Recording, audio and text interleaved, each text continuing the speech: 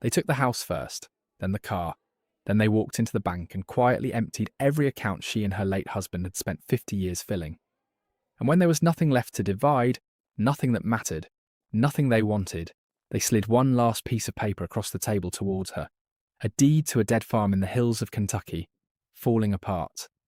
Buried under $11,000 in unpaid taxes, worth less than the debt it carried. They almost laughed when they gave it to her. Here, Mom, you can have that one.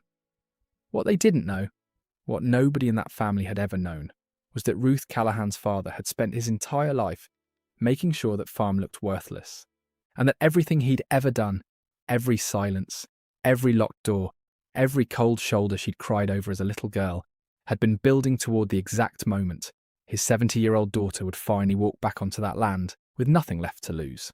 So she took the deed. She smiled. She let them believe they'd won. And then she got on a bus.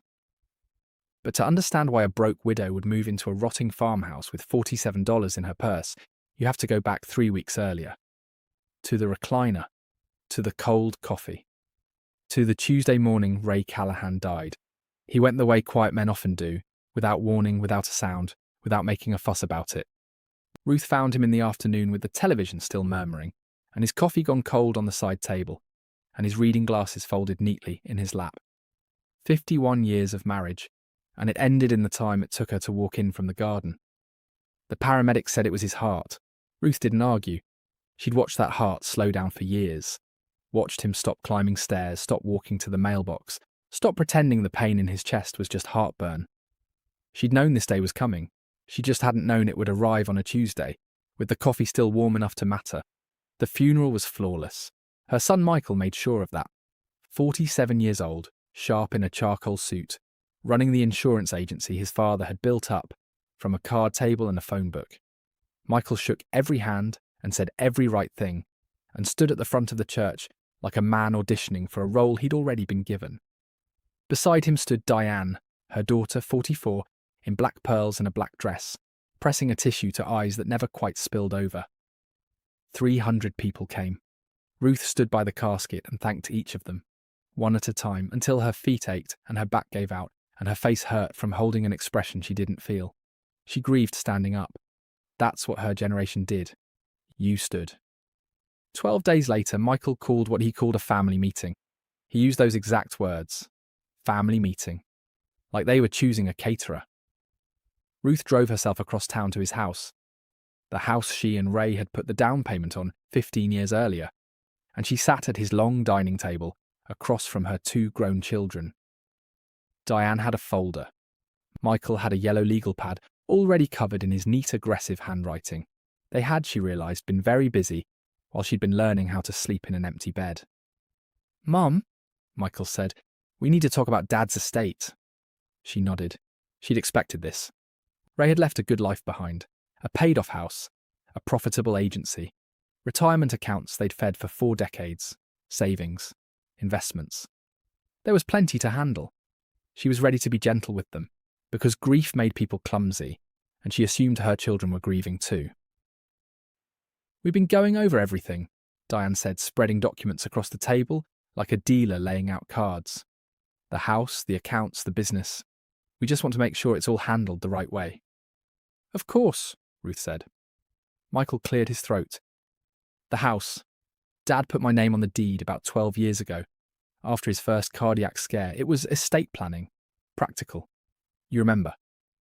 She did remember. She remembered it being framed as a technicality. A way to avoid probate someday. Nobody had said the word someday out loud, but she'd understood it meant when your father is gone. She hadn't understood it also meant and then you leave too. "So the house is legally mine," Michael went on. And to his credit, he didn't look away, though he didn't look comfortable either. "I'm not putting you out, Mum. But Heather and I have been thinking the kids need the space, and the upkeep, the taxes, the maintenance. It's a lot for one person your age. We think it might be time for a transition." "A transition?" Ruth repeated. Diane found a place, assisted living. Really nice. Gardens, activities, people your age. "I'm 70, Ruth said. "Not 90. Diane leaned in with a practiced softness. "Nobody's saying you can't take care of yourself, Mum. We just think somewhere with support would be easier." "And the accounts?" Ruth asked. The two of them exchanged a look, that small silent flicker between siblings who'd rehearsed a hard part in advance. We moved the funds into a trust, Diane said, for management. Michael and I are co-trustees. You emptied our accounts. We secured them, Michael corrected, and something in the word made Ruth's stomach turn to ice. She sat very still and did the arithmetic that only she could do. 51 years. Every late night she'd spent doing the agency's books at the kitchen table while Ray chased new clients. Every vacation they'd skipped. Every winter coat she'd made last another season. Every dollar earned and saved and denied. Her children had divided half a century of a marriage into a trust in a single afternoon, and they'd done it while she was still learning to sleep alone. And the car, she said. It wasn't a question anymore. Diane's going to take the Buick, Michael said. You barely drive. It just sits in the garage. I drive every day. We'll set you up with rides. There are services for that. Ruth looked at her children. She studied the faces she had once bathed and fed and read to sleep. Michael had Ray's stubborn jaw and her own grey eyes. Diane had her smile. Though Ruth could not, sitting there, recall the last time her daughter had aimed that smile at her. She looked at them, and she understood, fully and finally, that she was not at a family meeting. She was at a reading of the will of a woman who wasn't dead yet. Is there anything left? She asked quietly. Another look between them. Then Diane almost smiled. She couldn't quite help it. There's Grandpa Walt's farm, she said. The one down in Kentucky. Dad always said it was worthless. The county's been sending letters about back taxes for years. We just ignored them. How much in back taxes? Michael checked his notes. About 11,000. The land's assessed below what's owed. It's underwater. Nobody in their right mind would buy it. The house is falling down. There's no working water. It's just sitting there rotting into the ground. Ruth was quiet for a moment. Something in her had gone very calm. I'll take it, she said. Michael blinked. Take what? The farm. My father left it to me. I'll take the farm. Diane laughed. An actual laugh, quick and disbelieving. Mum, there's nothing there. You said it's worthless, so you won't mind me keeping it. And they didn't mind. Of course they didn't. Why would they? They'd taken the house, the money, the car, the business. Everything, with a number attached to it. The farm was a joke, a piece of paper representing a debt no one wanted. So they let her keep it, and they felt generous doing it. And Michael even said he'd have the deed transferred so she wouldn't have to bother. Ruth left that house with 3 things: her purse, her coat, and her father's pocket watch. Brass, heavy, warm from a lifetime in her palm. Walt Callahan had pressed it into her hand 22 years earlier, in the last week of his life, his lungs failing from a lifetime of dust and a wet cough that wouldn't quit. Engraved on the back were 4 numbers she had always assumed were a date, though they matched no birthday, no anniversary, no year she could name. You keep this, he'd rasped. You'll know when you need it. She hadn't known then. She'd carried it for 22 years without knowing, but she kept it. Because he'd asked her to, and because he almost never asked her for anything. She stayed in Michael's guest room for 3 weeks, and they made sure she felt every day of it. His wife sighed whenever Ruth used the kitchen. The grandchildren were told to keep it down because Grandma needs her rest, which was the polite family code for Grandma is in the way. Brochures appeared on the nightstand. Sunrise meadows, peaceful gardens. Names invented to help you forget you were being put somewhere. On the 22nd morning, Ruth packed 1 suitcase. Everything she owned in the world fit inside it, and that was its own kind of clarity. She took a bus from Ohio down into Kentucky to a town called Hollis, and she watched the flat suburbs give way to bare hills and empty fields the whole way there. She didn't cry on that bus. She'd already done her crying.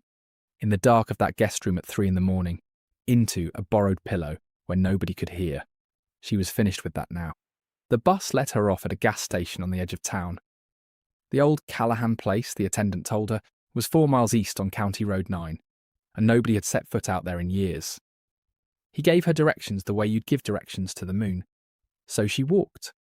4 miles on a 2-lane road with no shoulder, her suitcase knocking against her leg, cars whistling past close enough to move her hair. It took nearly 2 hours. A woman in a pickup slowed and offered a ride, and Ruth waved her on. She wanted to arrive on her own feet. And then at the end of a driveway so overgrown she nearly missed it, she saw it. It was worse than her memory. Far worse. The house had been white once and was now the grey of old bone, the paint curled off in strips, an upstairs window smashed, the porch sagging where the supports had rotted through. Behind it hunched the barn, red once, colourless now, its roof caved in along one side, a rusted padlock hanging from the main door, like a period at the end of a sentence nobody had bothered to read. Ruth stood at the head of that driveway and let the whole picture settle over her. 11,000 in debt. A house that might not last the winter. A barn her father had kept, locked her entire childhood. $47 in her purse and no way to make more. And then she picked up her suitcase and walked to the front door. It was unlocked. It had always been unlocked. Walt never locks a house. He only ever locks that barn. Inside, the dust lay thick as felt over everything. The kitchen cabinet still held plates with a faded blue flower pattern she remembered from being small.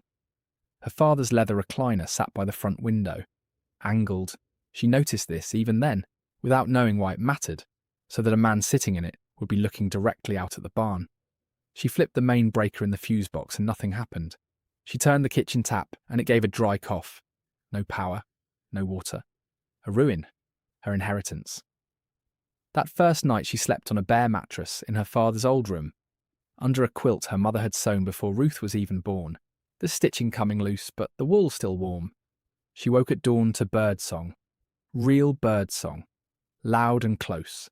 Nothing like the muffled traffic she'd fallen asleep to for 50 years. And she lay there listening for a long, long time. Then she got up and started to clean.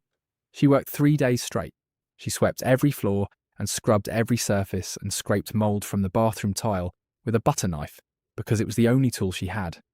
On the second day, a neighbour half a mile down the road saw her hauling dead leaves to a burn pile and drove over to tell her the water and power had been shut off years ago, and that turning them back on would cost a couple $100 in deposits. A couple $100. She had 47. It was a wall she couldn't climb. But the next morning there was an envelope in the mailbox. No stamp, no return address. Inside were $300 in 20s and a note in shaky, careful handwriting. Walt was a good neighbour. Welcome home. Ruth stood at that mailbox for a long while, holding the money and the note, and she never did find out who left it. She didn't go looking. Some kindnesses you accept without an interrogation. She used the neighbour's phone that afternoon and had the water and the power turned back on. By the end of that first week, the house was livable. Not pretty, but livable. The water ran rust brown for 20 minutes and then came clean. She found her father's own canned preserves in the cellar. Mason jars sealed tight and still good after all these years. His work waiting decades in the dark, and she cooked her first real meal on the ancient gas stove and ate it at the kitchen table, looking out the window at the barn. The barn. That's my workshop, he used to say. Nothing in there for little girls. Once, when she was 12, she'd tried to peek through a gap in the siding, and Walt had caught her and raised his voice. The only time in her whole life he ever raised it to her. She'd never tried again. And now here she was, 70 years old, and the man was 22 years in the ground, and that barn still sat there, with its rusted padlock, like a question no one had ever answered. On the 8th morning, Ruth walked out to it with a claw hammer. She wedged the claw behind the hasp and pulled, and the screws tore out of the soft rotted wood, and the padlock dropped into the weeds. She hauled the door open. Inside was a graveyard of collapsed beams and grey hay, and rusted tools frozen mid-swing on their hooks. She stepped in carefully, testing each footfall, and that was when she noticed the floor. She kicked the hay aside near the entrance and looked down at smooth poured concrete, running wall to wall, level and unbroken. That wasn't right. Barns had dirt floors, packed earth. Wooden planks at most. Barns did not have 8 inches of professionally poured concrete, not unless someone was trying very hard to keep whatever was under it from ever being found. She walked the whole floor, kicking the hay away as she went. And in the northeast corner, the surface changed, smoother, a shade newer. She stamped her heel down and the sound came back wrong. Not the flat thud of concrete on soil. Something deeper. Something hollow. She knelt and pressed her ear to the cold floor and rapped her knuckles against it, and the answer echoed back up through the concrete, like a knock on a door to a room she'd never known existed. There was something underneath, something her quiet, penniless father had sealed in concrete and guarded his entire life. and told no living soul about. Ruth sat back on her heels in that ruined barn, and for the first time she pulled the pocket watch from her jacket and turned it over and really looked at those 4 numbers. She ran her thumb across the grooves he'd cut into the brass by hand, and she understood, all at once, that she could not break through this alone. She needed tools she didn't own. She needed a strong back she no longer had. She needed someone she could trust, and she'd been in this town exactly 8 days. The next morning she walked the 4 miles into Hollis to the hardware store, a place called Patterson's that sold everything from roofing nails to canned soup. She asked the woman behind the counter for a 10-pound sledgehammer and a pry bar, and the woman looked her up and down, 70 years old, maybe 130 pounds soaking wet, and asked what on earth she was taking apart. A concrete floor, Ruth said. She was counting her bills out onto the counter, doing the math on how little she'd have left, when the door opened and a man walked in. Tall, broad through the shoulders, grey hair cropped short, hands that looked like they'd done real work every day for 60 years, boots caked with dried mud. He set a box of screws down and glanced at her pile of demolition tools. "That's a lot of sledgehammer for one person," he said. "I'll manage." "Which barn?" She hesitated. And then, because she was too tired to lie, and because there was something plain and steady in his face that made her want to answer plainly, she told him, "Walt Callahan's place. County Road 9. His whole expression shifted, surprise sliding into something softer. "Walt's girl," he said. "I'm Cole Reese. Live a couple miles past your fence line. Your daddy and I used to sit on the bench outside the post office when he came in for supplies. Quiet man.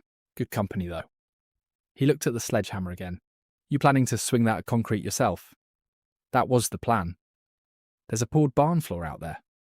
"There is, and there's something under it. I mean to find out what." Cole was quiet for a moment. Then he said he had a jackhammer in his shed, one that ran off a compressor, and that it would save her a week of work and 3 herniated discs, and that he'd come by at 7 the next morning. When she told him she couldn't pay, he told her he hadn't asked her to.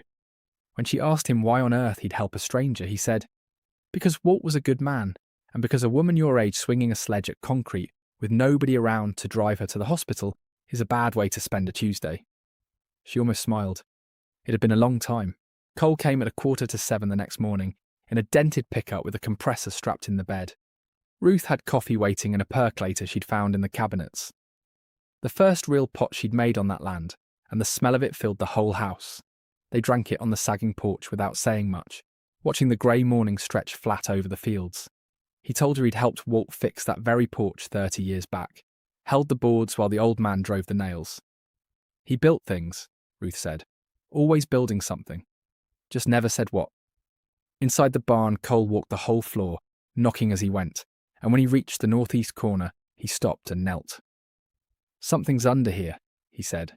"Rest of it's a solid pour, 8 inches easy, but right here it's thinner, like it was laid down over something. A hatch, maybe." He ran the hose from the compressor to the jackhammer and drove the chisel into the corner, and the noise was tremendous. It shook the tools on the walls and echoed off the beams, and dust filled the air until Ruth tied a rag over her nose and mouth. Cole worked in a slow, patient square, breaking the concrete into rubble, peeling it away, layer by layer. And after 40 minutes, the chisel struck something that rang, a sharp metallic clang, clear as a bell over the roar. Cole killed the compressor, and the silence dropped like a curtain. He brushed away the debris with his bare hands, and there in the broken concrete, dull grey steel caught the light coming through the ruined roof. "It's a hatch," he said quietly. "Steel plate, 1/4 inch, maybe thicker. This is military grade, Ruth. This isn't something a farmer puts in to store his potatoes." They cleared it fully, a steel door about 4 feet square, set in a welded frame bolted to a concrete foundation buried beneath the barn floor, and in the near corner, a heavy combination lock secured the latch. Ruth pulled the pocket watch from her jacket. She turned it over. 4 numbers, scratched into brass by a steady hand, 22 years before. She'd carried them across half her life without ever understanding. "Let me try something," she said. She knelt beside the hatch and worked the dial, left to the first number, right to the second, left to the third, right to the fourth, and the lock clicked open in her hand. Cole stared at her. Ruth stared at the lock, and her hands, which hadn't shaken through the funeral, or the theft, or the 4-mile walk, began to shake now. "That's what the watch was for," she whispered. "All this time. He gave it to me when he was dying and told me I'd know when I needed it." Cole reached for the latch. She stopped him. "No, this is my father's. Whatever's down there, he left it for me. I go first." He handed her his flashlight. She gripped the top rung of a steel ladder bolted to the wall and lowered herself into the dark, counting the rungs as she went. 8 of them, 10 feet down, until her shoes touched a concrete floor. She swept the flashlight across the space in front of her, and she stopped breathing. The vault was enormous. It ran the full length and width of the barn above her, a room dug deep into the Kentucky clay and lined floor to ceiling in poured concrete, the roof braced with steel beams. The air was cool and bone-dry, held there by some ventilation system she could hear humming faintly inside the walls. And filling that space, row after row, floor to ceiling, stood wooden shelving. Hundreds of units, every one of them loaded with glass bottles. Thousands of bottles, each sealed with wax, each wearing a handwritten label. Ruth walked forward and lifted one from the nearest shelf, thick glass, an unbroken seal.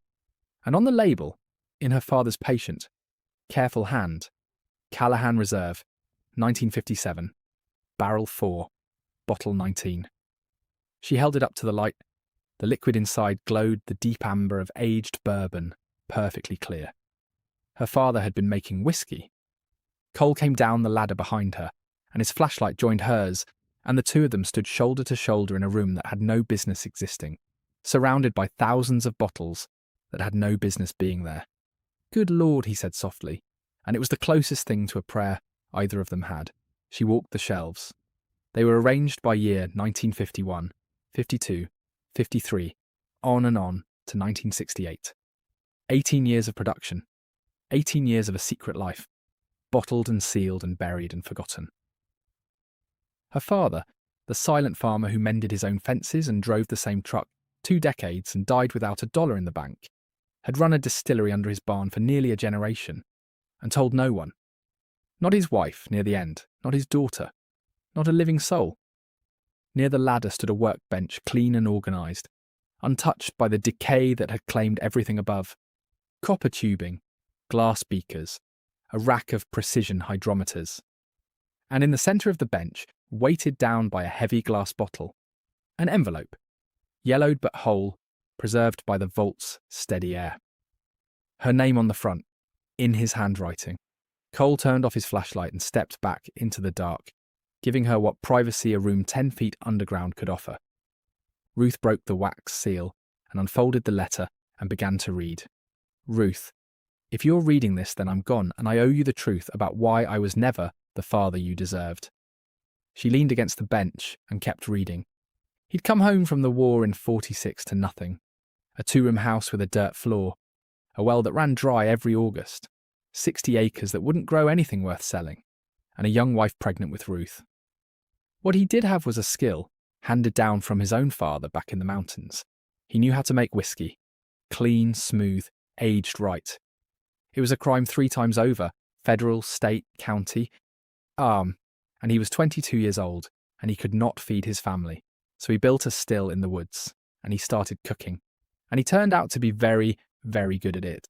Word travelled, men drove up from Nashville and over from Lexington to buy what he made, and they paid a premium for it.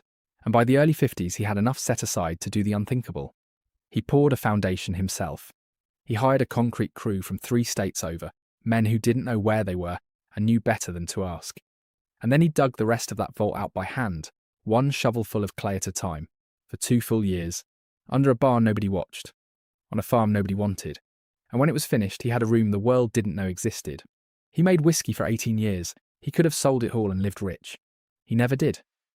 Because in 1962, a man he trusted, his partner, his distributor, his friend, got greedy, wanted a bigger cut.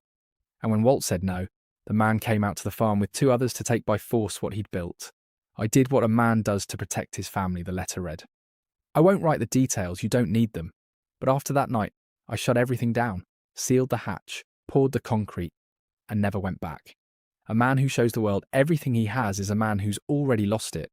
So I showed the world nothing. I drove the old truck, I patched my boots until they fell apart.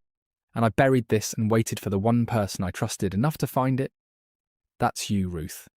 It was always going to be you. She lowered the pages. Her hands had gone steady again. The shaking had stopped somewhere in the second paragraph, replaced by something calmer, something that felt like recognition. She looked up at the shelves stretching off into the dark. Thousands of bottles, some of them nearly 70 years old, made by a man who would rather live poor and be thought a failure by his own family than risk losing the daughter he was protecting. "You all right?" Cole asked from the shadows. "My father wasn't a farmer," she said. "He was a distiller, and he spent his whole life pretending to have nothing so no one would ever come to take it, or her, from him. They dragged a sheet of plywood over the hatch that afternoon and covered it with hay until it looked like nothing at all." "Nobody knows about this," Ruth said. "Not yet." And Cole nodded and said he'd been out here to help her tear down a barn, and that was all he'd seen. She looked at this man she had known for 3 days, who had shown up with a jackhammer and a pot's worth of coffee and asked for nothing. And she thanked him. "Don't thank me yet," he said. "You've got a mountain of work ahead of you." That night she read the last page again and a fourth time. Her father had left the farm to her in a trust. Not to Ray, not to her children, to her alone. Irrevocable. Unbreakable. "That means nobody can take this land from you, Ruth. Not your husband, not your kids, not the government." And then the word she kept returning to, long after the house had gone quiet. The people who love your money are never the people who love you. Trust the ones who show up when you have nothing. Ruth Callahan had spent 70 years learning that lesson the hard way. Her father had spent his whole life trying to teach it to her from beyond the grave. She wasn't a drinker. She'd never in her life paid attention to bourbon or bottles or vintages. But she had been a schoolteacher for 35 years, and she knew how to research. Cole drove her to the little one-room library in town, and the librarian, a woman about Ruth's age with glasses on a beaded chain, helped her onto a computer, and Ruth spent 4 hours reading about aged spirits. She learned that genuine, properly stored bottles from the 50s and 60s could bring hundreds of dollars each, that some brought thousands, that a single bottle of pre-prohibition bourbon had sold at auction the year before for more than $100,000. She sat back and looked at the screen and did the math. Thousands of bottles, some nearly 70 years old, stored in temperature-controlled conditions any collector on Earth would weep over. The next piece was an appraiser. Cole knew a man who knew a man. That's how things move in small towns. And 3 phone calls later, a spirits appraiser out of Louisville was standing at the bottom of that ladder, not moving, not speaking, for a full 30 seconds. He walked the shelves for an hour, pulling bottles at random, checking labels and wax and the colour of the liquid against his little flashlight, saying nothing, taking notes. When he finally sat down across from Ruth at the workbench, he rubbed his face with both hands. "Who made this?" he asked. "My father." "Your father?" the man said. "Well, it was a genius. The aging, the storage, the consistency across nearly 2 decades. I've walked through museum collections with less care in them than this." He looked at his clipboard and then at her. "I can't give you a firm figure without full authentication, but based on the volume, the age, and the condition, you are sitting on a collection worth somewhere between $20 and $30 million. The number hung in the cool air between them. Ruth didn't gasp. She didn't cry. She'd expected something large. Hearing it said out loud was simply a different weight to carry. Her father, who'd worn the same coat for 20 years, who'd repaired his boots with cobbler's glue, who died owning nothing the county could tax, had been sitting on a fortune the entire time, guarding it in silence, because to him the silence was the fortune. It was the thing that kept her safe. "Don't flood the market," the appraiser told her. "Release it all at once and you crash the price. Sell in small batches, 100 bottles at a time. Private buyers, select auction houses. Do it right and you can stretch this over 5 to 10 years and maximise every dollar." And if she needed money faster, he could put her in front of 2 or 3 private collectors who would buy 100 bottles tomorrow, pre-authentication, for somewhere near $500,000. "Do it," Ruth said. She paid the $11,000 in back taxes with a cashier's cheque drawn from the first small sale. 40 bottles of the 51 vintage to a collector in Louisville. And just like that, a debt that had defined the farm for a decade was simply gone. She paid the next 5 years of taxes in advance. She opened an account at the bank in Hollis and kept a meticulous record of every cent, every deposit, every repair, every grocery run. A paper trail that said one thing to anyone who cared to read it. This woman knows exactly what she's doing. She had the roof patched, the plumbing serviced. She bought a used truck, a 10-year-old Chevy with rust on the fenders, and a solid engine. And Cole helped her fix the fence along the road and clear the driveway until, slowly, the place began to look like somewhere a person actually lived. And she told her children nothing. She didn't call Michael. She didn't call Diane. For the first time in more decades than she could count, she felt no obligation to report her whereabouts or defend her choices to anyone alive. But silence, when it comes from a person who used to be dependent on you, is louder than any shouting match. Diane noticed first. She called Ruth's old number and found it disconnected. Michael had cancelled the phone plan. She called Michael, who admitted he hadn't heard from their mother in over a month. They checked the assisted living homes Diane had researched so carefully. Ruth had never so much as applied. Diane drove down to Kentucky on a Saturday in November and picked her way up the gravel driveway in City Heels, staring at the fresh paint on the front of the house, the new fence, the truck. "You painted it," she said. "Cole's helping me do the sides next week." "Who's Cole?"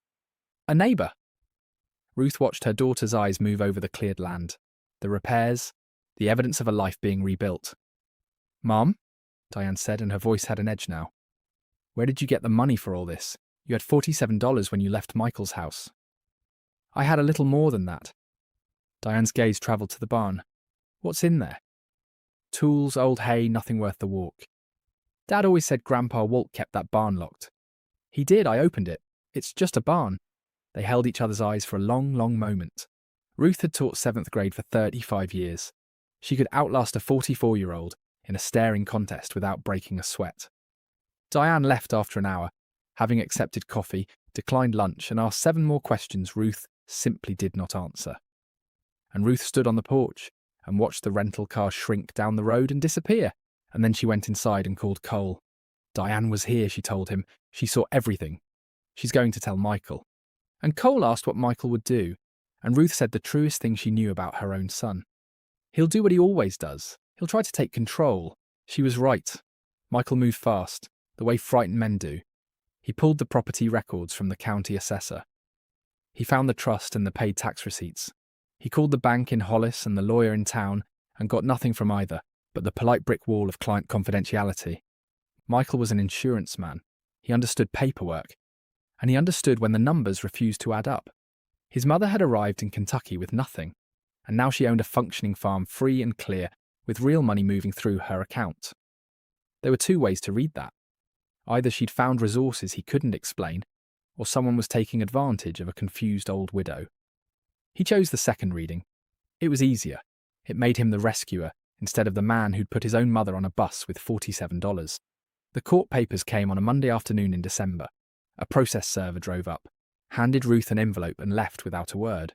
She read them standing on her own porch. Her son and daughter were petitioning the county to have her declared mentally incompetent, and to appoint Michael as conservator of her person and her estate, including all trust property. The filing cited her age, her sudden move to an isolated rural property, her apparent confusion regarding financial matters, and her vulnerability to exploitation by unknown third parties. Ruth read it twice. She was not frightened. She was not even hurt. Those feelings had burned themselves out weeks ago in a guest room in Ohio. What she felt now was something clean and useful. Clarity. Her children had taken everything she'd given willingly. Now they were reaching for the one thing she hadn't. She folded the papers, went inside, sat at her kitchen table, and picked up the phone. "Cole," she said, "I'm going to need your help, and I'm going to need that lawyer." The lawyer's office sat above the post office in Hollis, up a staircase that creaked on every step. The old attorney Walt had used was long retired, but his son had taken over the practice, and the son found Walt's file in a cabinet in the back room, thick with documents Ruth had never seen. He read the conservatorship petition twice, set it down, and actually laughed. "This is the weakest filing I've seen in 30 years, he said. "Your son's lawyer is fishing. No medical evidence, No psychiatric evaluation, no statement from a treating physician. They've got your age and the fact that you moved to the country. And that's it. The trust, he explained, was airtight, established by her father in 1982. Irrevocable, naming Ruth as the sole beneficiary. Predating her marriage, it was separate property her husband had never had a claim to, and her children had no standing to touch it.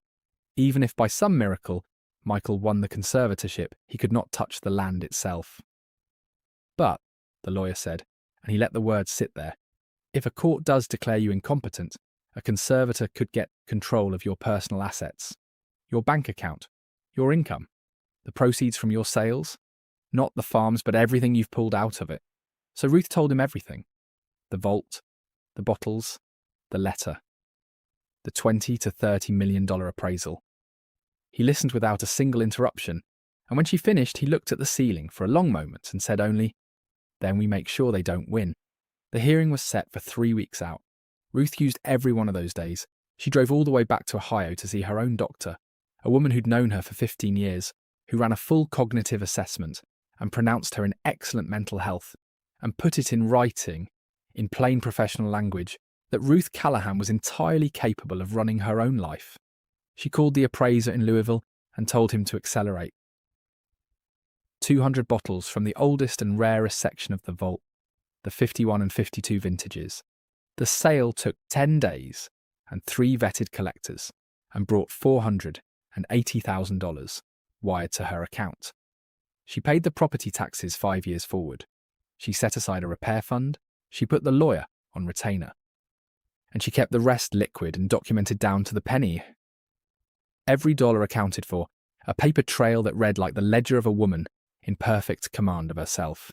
Cole helped her organize the files and rehearse the facts, not scripting her, just talking it through on the porch in the evenings until she could recite the whole story in her sleep. Michael's going to say, "You're confused," he told her one night. He's going to paint a grieving widow who wandered off to a broken-down farm because she wasn't thinking straight. What's the truth? And Ruth looked out at her dark fields and said, "The truth is my husband died and my children took everything I had, and I came here because it was the only thing left. I didn't come here confused. I came here angry. And then I found what my father left me, and the anger turned into something better." What? Purpose. The hearing was on a Tuesday. Ruth drove herself to the county courthouse in her rust-fended truck, wearing a grey wool dress she'd bought in town and the brass pocket watch pinned to her lapel. Cole offered to come. She told him this part was between her and her children. The courtroom was small, wood-panelled, lit by buzzing fluorescents. Michael sat on the left beside a sharp lawyer in a dark suit, Diane next to him, with her hands folded and her face carefully arranged into concern. Ruth sat on the right beside her lawyer, and she set a banker's box on the table in front of her. The judge, Ormond, a silver-haired woman in her 60s, had read the petition, asked a few procedural questions and turned to Michael's attorney. He rose and gave his speech. A 70-year-old widow who, following her husband's death, had abandoned her family home and relocated to an isolated, dilapidated property with no income and no support, and who had since made large, unexplained financial transactions that suggested she was being manipulated by persons unknown. The judge looked at Ruth, and Ruth's lawyer stood and opened the box. He laid it all out, one document at a time: the medical records, the cognitive assessment, the doctor's signed statement, the trust papers showing clear, unencumbered ownership, bank statements, tax receipts, repair invoices, the truck purchase, a dated, itemised timeline of every single decision Ruth had made since she'd stepped off that bus, the tax payment, the restoration, the account, all of it. In order, all of it clean. Mrs. Callahan relocated to a property she owns free and clear, in an irrevocable trust established by her father in 1982, the lawyer said. She paid $11,000 in overdue taxes. She restored an uninhabitable home. She bought a vehicle. She has maintained a positive balance and documented every transaction. Her physician certifies her as fully sound of mind. There is no confusion here. There is no exploitation. There is a competent woman managing her own affairs better than most people half her age. Michael's lawyer pushed back on the one thing he had. The source of the funds remains unexplained. Mrs. Callahan had virtually nothing when she left Ohio. The source of the funds, Ruth's lawyer said without a flicker, is the trust property itself. Mrs. Callahan discovered assets on the farm left to her by her father, which she is liquidating through entirely legitimate channels. The trust states plainly that all property and contents within its boundaries belong to her. The money is hers. The judge turned to Michael. Mr. Callahan, do you have any medical testimony? Any physician's statement? Any evidence at all beyond your personal concern? Michael looked at his lawyer. His lawyer looked at the table. No, Your Honor, not at this time. Then I'll be direct, the judge said, taking off her glasses. This petition has no medical basis whatsoever. The respondent has demonstrated clear, consistent, competent management of her own affairs. I'm dismissing it. She paused, and her voice cooled by several degrees. And I'll note for the record, Mr. Callahan, that filing a conservatorship petition against your own mother without a shred of medical evidence wastes this court's time and causes real distress to a woman who has done nothing to deserve it. I'd think hard before ever doing it again. The gavel came down. Michael's face went a slow, furious red. Diane looked at her hands. Ruth closed the banker's box, thanked her lawyer, and walked out. She made it to the hallway before Michael caught up with her. Mum, his voice was tight, held together by will alone. What did you find on that farm? What assets? She turned and looked at her son. The boy she'd packed lunches for and driven to ball practice, and sat up with through his first broken heart.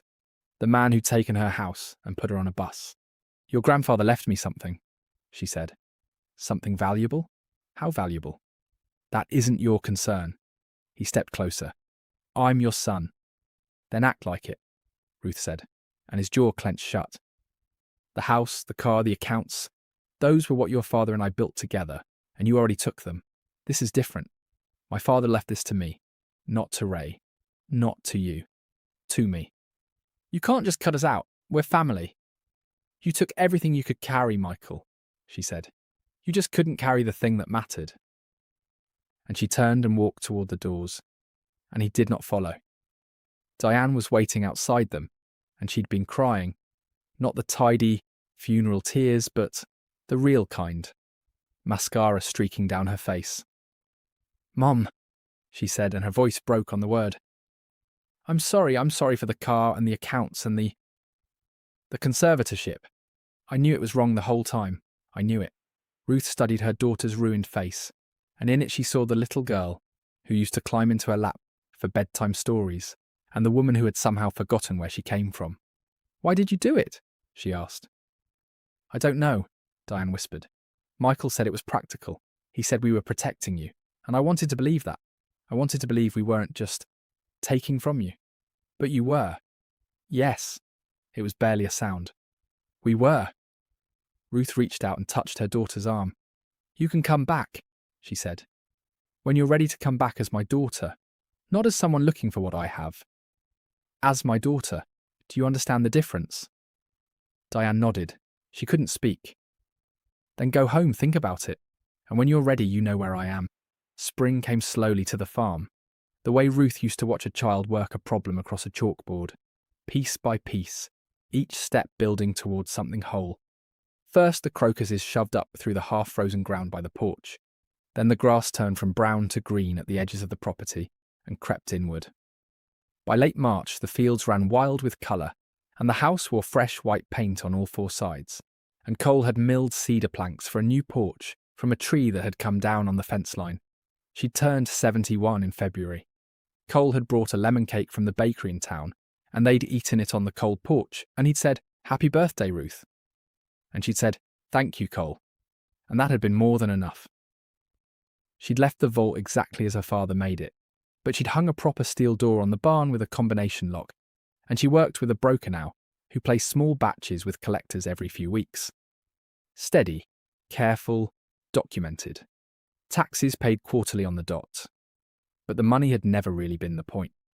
One afternoon in April, she drove to a long empty storefront on the edge of Hollis, the old pharmacy, which she'd bought outright in February. Cole had spent 3 weeks fixing up the inside, and above the front door hung a sign, Callahan Community Aid. and beneath it, in smaller letters, housing, legal referral, emergency help.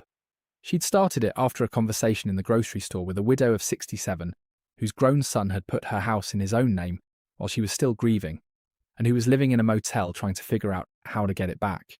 Ruth had listened to that story and felt something tighten in her chest that wasn't sympathy. It was recognition. "I know what that feels like," she told the woman. "Let me help."